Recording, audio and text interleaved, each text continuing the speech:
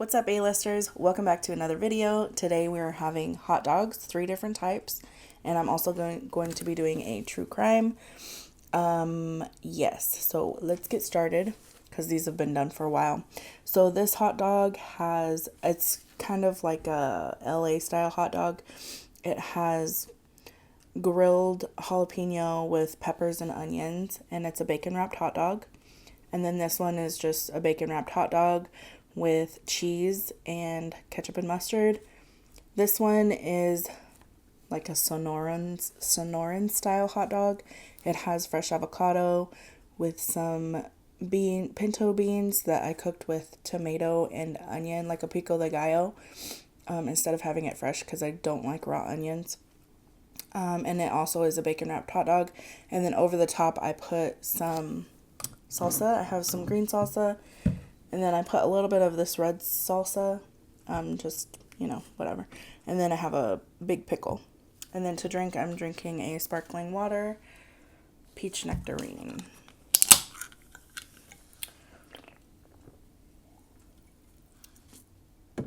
Alright, let's eat a little bit. Which one should I try first? I'll try this one, the LA hot dog.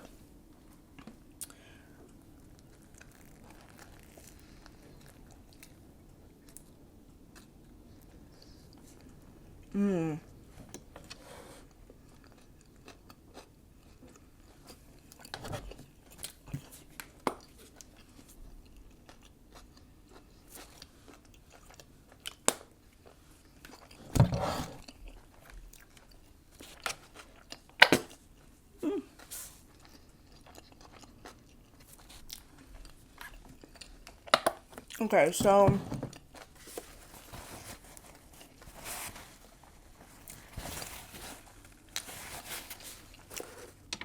I forgot to mention that the hot dogs are vegan hot dogs. They're the Frankfurter, I don't remember the name brand. But yeah. So, funny story. This was supposed to be a vegetarian vegan mukbang, but oh my god. So I bought everything, and then I get home yesterday and I'm telling my husband what I'm going to be filming.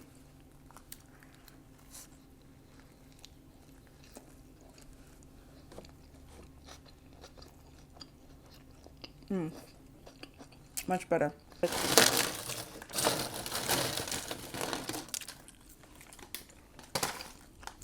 I need a crunch besides the pickle.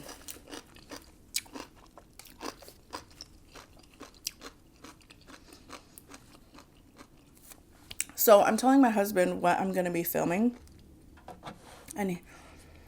So I'm naming the ingredients. I'm going to do these different types of hot dogs.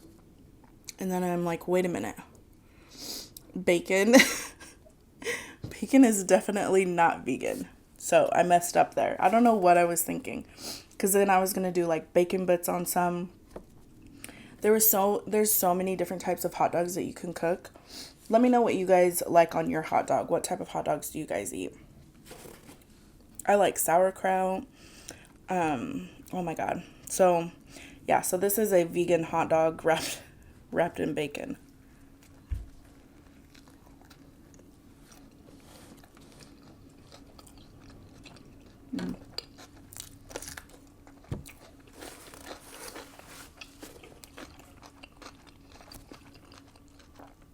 I'm excited to try this one.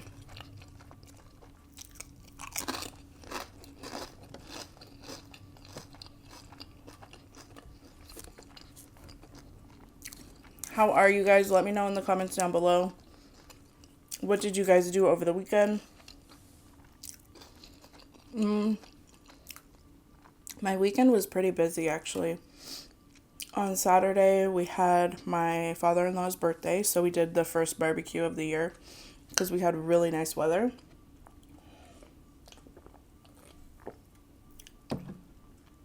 And then, let me take one more bite of this. And then on Sunday, all day, we had Sophia's volleyball tournament.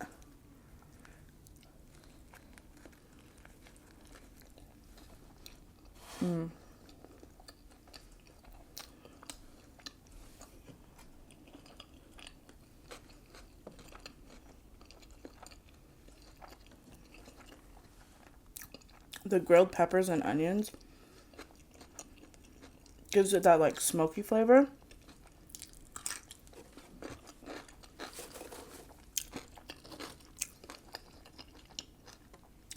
And then the jalapenos, perfect spice.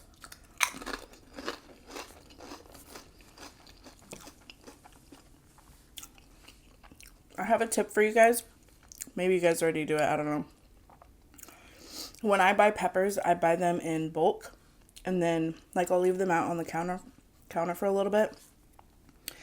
And then if I know I'm not going to use them before they're going to go bad, I slice them up into coins, throw them in a Ziploc bag, a freezer Ziploc bag, and I just throw them in the freezer. And then whenever I need them, like to cook with beans or like to saute with some onions, whenever I just want to add a little bit of spice, even if it's just to a soup. Sorry, I have something stuck in my teeth. I just go to the freezer, grab from the bag, and throw it in. Because I know sometimes, like, I'll buy a bunch of peppers, and then, because Jose likes to eat a raw one sometimes, or I'll grill them up, but we don't eat them fast enough. So I'll just throw them in the freezer like that. All right, so this next one is the cheese, just cheese. It's a cheese dog.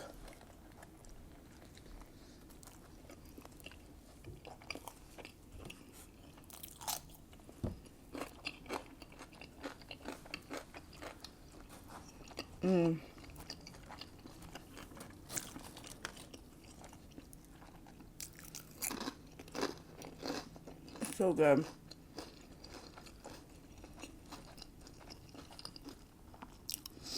I use the Kraft American single cheese.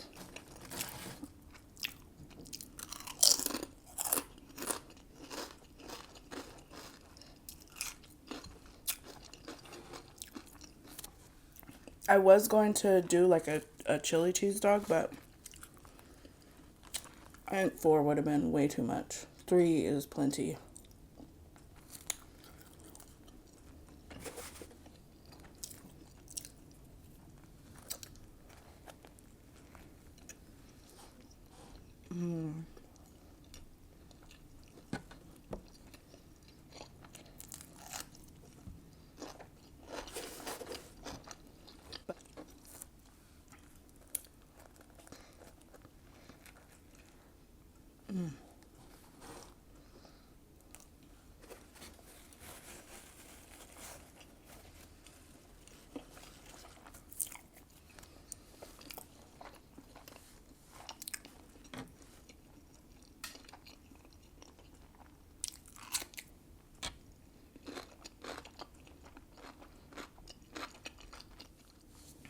So, this story takes place back in 1990. It was Christmas Eve. No, I believe it was December 23rd. She was coming home. She goes by the name of Victoria, but that's not her real name. She wants to keep her name private, I guess. I tried to do some research, but I couldn't find any information on this case other than what was said on 48 Hours. So if you guys want to get the whole story, you can go watch 48 Hours Live to Tell. And then my name is Victoria.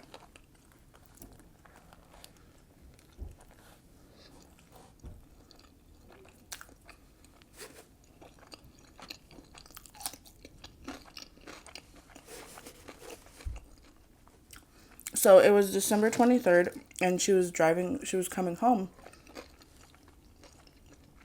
And she noticed when she got home that the parking lot looked really dark, extra dark than normal. And the light above her parking spot was flickering.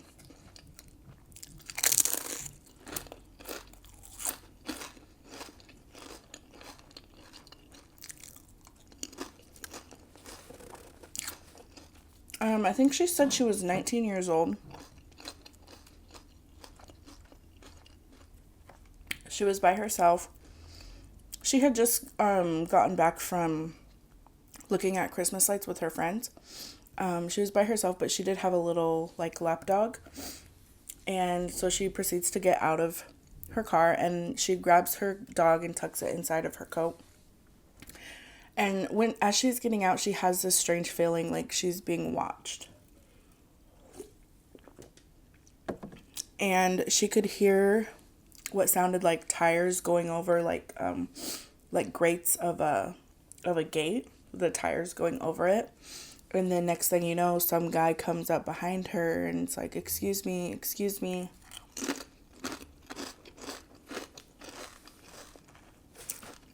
I think he asked if she knew where the cliffs were. Something like that.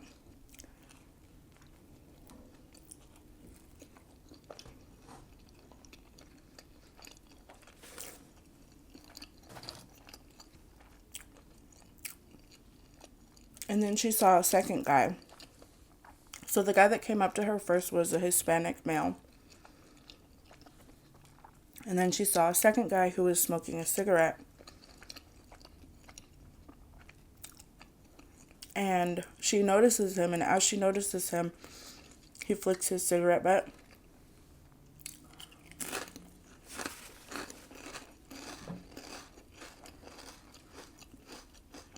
And next thing she realizes she's being sandwiched between these two guys.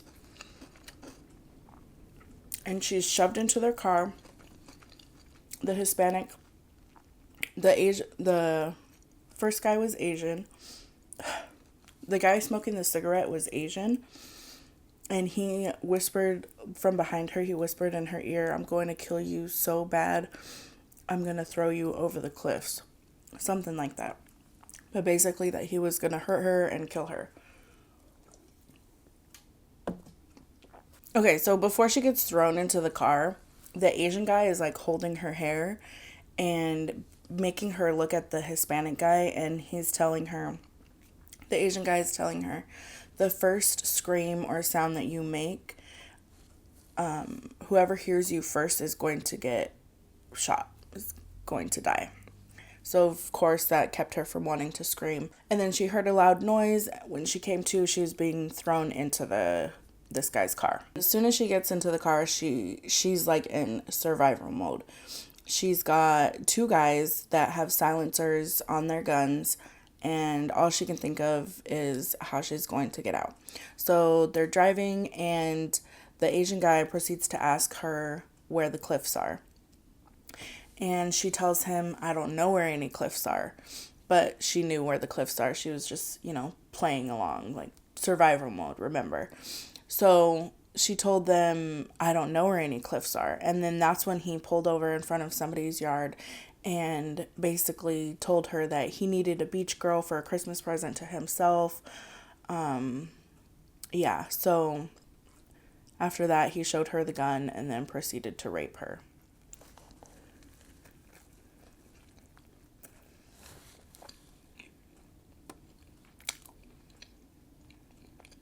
It's different. I almost feel like I need more salsa.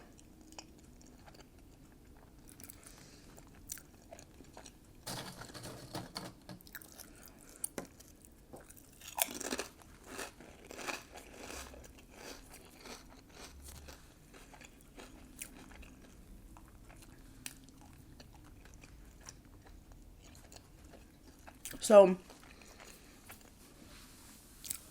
he rapes her. The other guy rapes her.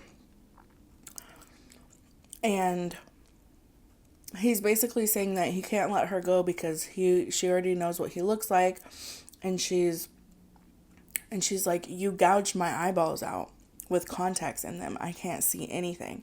Okay, so before she got into the car, I forgot to mention this. Like, she was gouged in the eyeballs. The Asian guy gouged her in the eyeballs before she was thrown into the car. So later on in the car, she's like, "I can't see anything right now because you gouged my eyeballs out. I have contacts in them." So she felt like after she said that, he kind of eased up a little. But of course, she could see. Okay, I'm going to add more salsa to this. Okay, so she's getting raped, and multiple times, by the way, and by gunpoint. And then all of a sudden, the Asian guy just becomes even more evil and decides it would be cool to rape her with his gun. So he did, and the whole time she remembers just thinking, just praying to the Lord that, let her live another second, don't let the gun go off, because she, anything could happen. And then when everything was done, he throws open the door, pulls her out by her hair, and she's naked, and he's got her at gunpoint. And that's when the Hispanic guy, he comes to her and throws his jacket over her, and the Asian guy was like, "What are you doing?" And the Hispanic guy was like, "She's naked, man, like she's cold." And then the Asian guy proceeded to count with the gun to her head, count 1, 2, and then says, "By the way, Merry effing Christmas, run."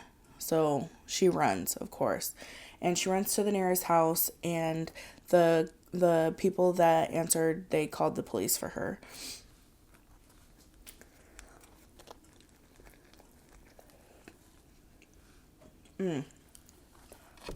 Oh yeah, much better with salsa.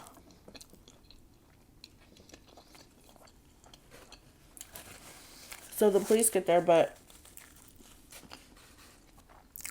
before she's taken to the hospital, she goes back to her apartment.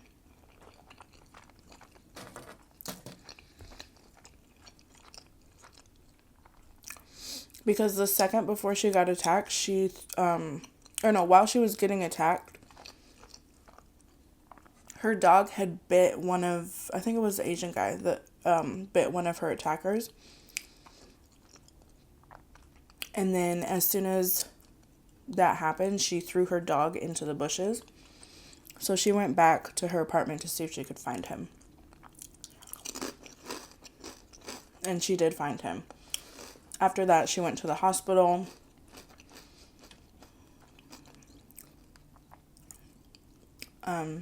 They examined her and everything. Her parents came to get her along with her sister, went back home to clean her up, and as she was taking a shower, I guess her sister was helping her take a shower, and her sister told her to close her eyes because there was just so much blood. And Victoria could feel, she said, what felt like seaweed or something, like going down across her leg. And her sister told her to just keep her eyes closed, don't pay attention. And I guess what it was just like handfuls of hair. Just, there was so much blood. I know, I'm sorry. But yeah, so.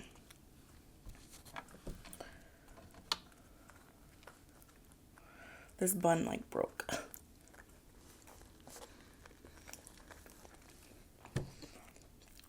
Okay. Honestly, I think this one's my favorite.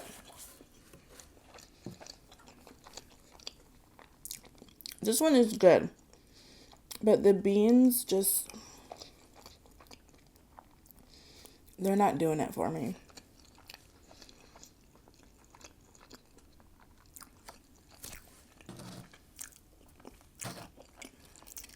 Victoria gives details of her attackers, and the composites are released in the paper.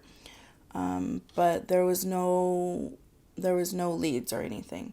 The only lead that they had was, so in the process of her like getting beaten and raped, one of the guys had carved SOS on her rear end, and so the lead detective thought that meant Sons of Samoa, which is a really popular gang. So that was like their biggest lead. She also did have the DNA tested from, her rape kit, and it came back to be two males, obviously, but there was no hits in the system.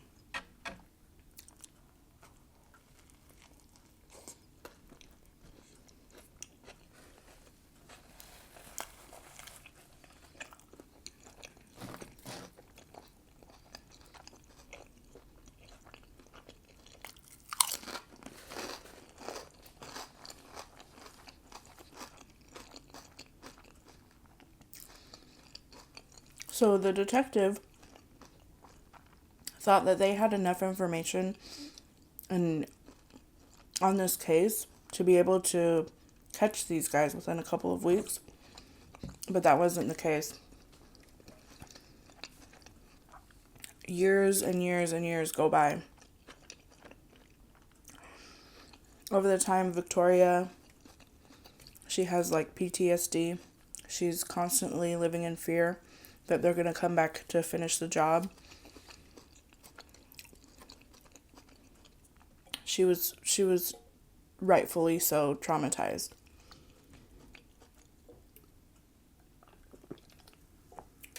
She was traumatized so bad that after years went by, she decided to move out of state. Once she moved out of state, she felt like a weight had been lifted off her shoulders. She could breathe again. She could feel again.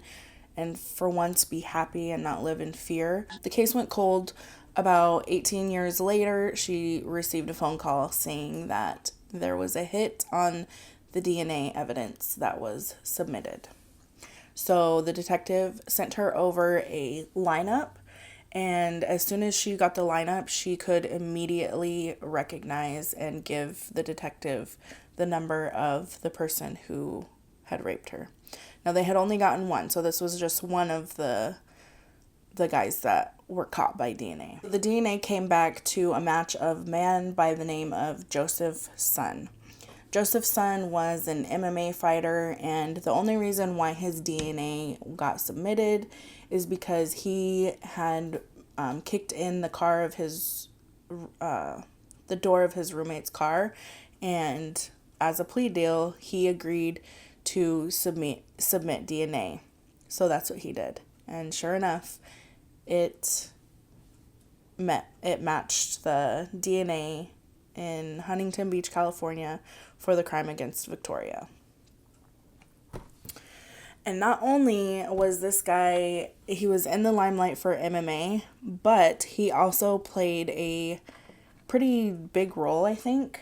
I've seen the movie, but it's been years. I don't remember this character specifically, but he played this Asian guy in Austin Powers. Oh my goodness, that's crazy. Which Victoria happened to have the DVD in her home. I don't know if she had seen the movie, but she had the movie in her home, and on that movie, one of her attackers was in it.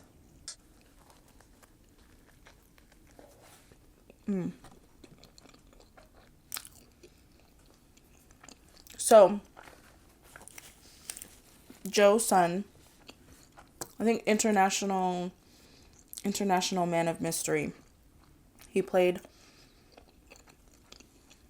a role in there. He was an MMA fighter. He gets arrested on rape and kidnapping charges. He denies everything. He's told what happened to Victoria, and he's like, that's nasty. I would never do that. That's not me.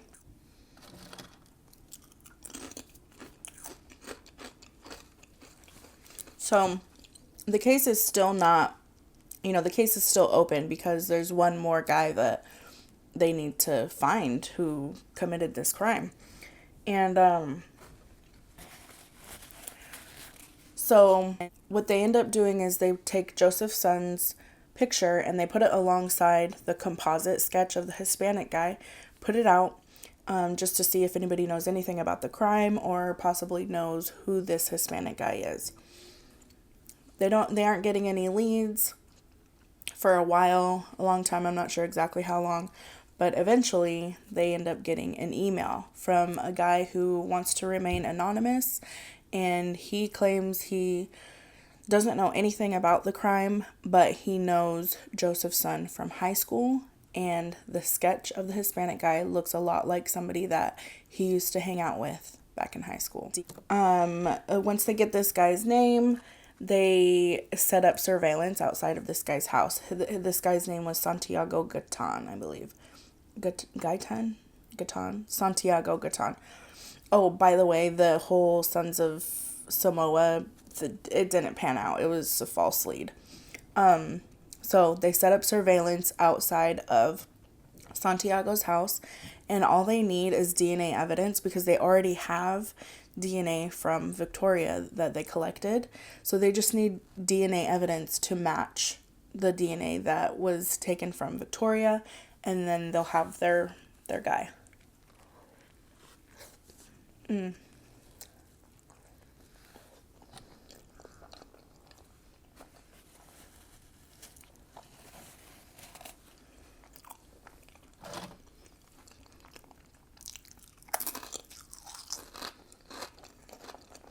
Okay, so the cops are there. Not even 30 minutes later, Santiago comes out of his house drinking, I don't know, a Gatorade or something, I think. He was drinking something, takes the last couple drinks and sets it on top of the dumpster. Not even half an hour, the cops have been there. So Santiago leaves, the cops hurry up and grab the container, put it into a plastic bag, submit it for go back and submit it for DNA evidence. And what do you guess? It was a match. So Santiago is caught, or he's arrested, and it turns out that Santiago didn't continue committing crimes. I guess he moved out of state, he got married, he has kids. He didn't have really any criminal history. So, but he is arrested because his DNA matches the DNA gathered from Victoria. But, so now that they have the two guys caught and arrested, it's been 18 years. And there's a statute of limitations for kidnapping and rape. Because it had been so long, the statute of limitations had run out for rape and kidnapping. I'm not sure. It didn't say. I mean, I could look it up, but so they had all of this evidence, but they couldn't go to trial because of the statute of limitations. So the whole weekend, Victoria she lost sleep over it because the case could just get dismissed because of the statute of limitations, and the guys could walk out, free. The DA over the weekend is just like sick to his stomach, and he's trying to think of different ways to get around it, and that's when he comes up with torture, because essentially she was tortured. I mean, this guy was doing MMA moves on her, carving on her rear end, being raped by a gun. So that's what he did, and there's no statute of limitations for torture.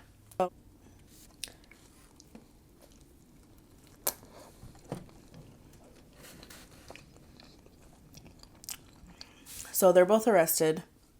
There's no statute of limitations for torture because it carries what's called a sentence of life. So there's no statute of limitations. So Santiago's attorney wants to make a plea deal, and Victoria agrees as long as he pleads guilty. So Santiago confesses to everything. He pleads guilty to everything, and he ends up getting 17 years in prison.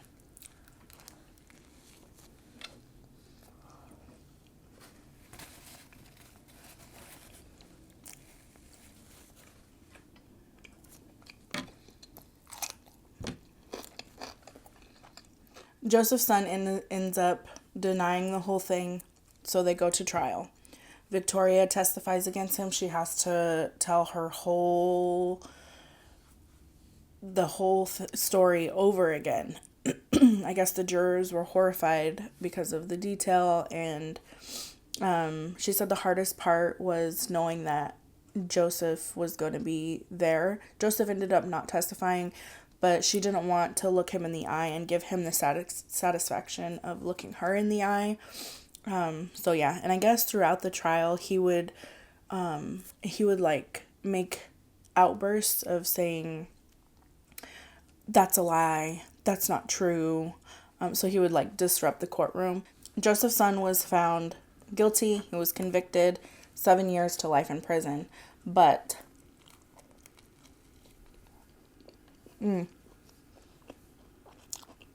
so he gets sent to the state prison.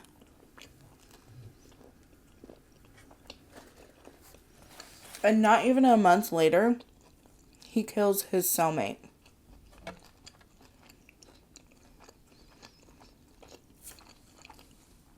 His cellmate died of like traumatic blunts, like blows to the gut and stuff. He was basically beaten to death.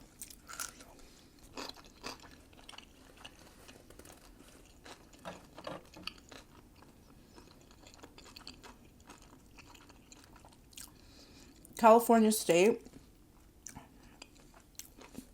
under California state law, if you're serving a life sentence and you commit murder, that warrants the death penalty for the next case. But they have to get Victoria's consent, or she's gonna have to testify if she wants that to happen. So they contacted Victoria, and at first she was like, yeah, like this guy needs to die. He tried to kill me. He killed his cellmate. You know, he's just evil. He needs to get the death penalty. But after some thought, she just figured, you know what? I'm done with this. I need to live my life, because she didn't want to have to go through trial again. So she just left it alone. She didn't go for the death penalty.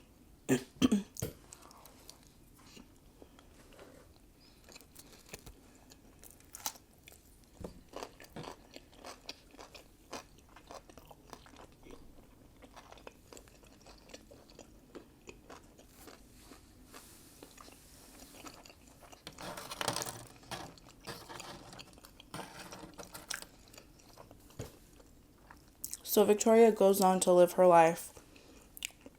In 2014, she starts feeling really sick, and she goes to see the doctor and finds out that she's got advanced breast cancer.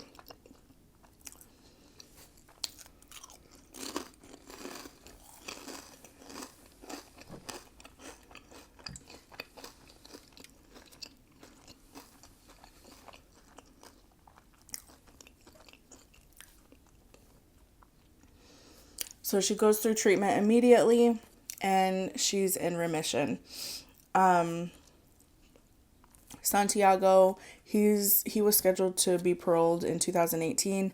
I haven't looked it up. I don't know if he's out or if he's still in. And then Joseph's son, he was supposed to go to trial in 2016 for the murder of his cellmate. I haven't looked up any information on that. If you guys want to know, you can feel free to look that information up for yourselves.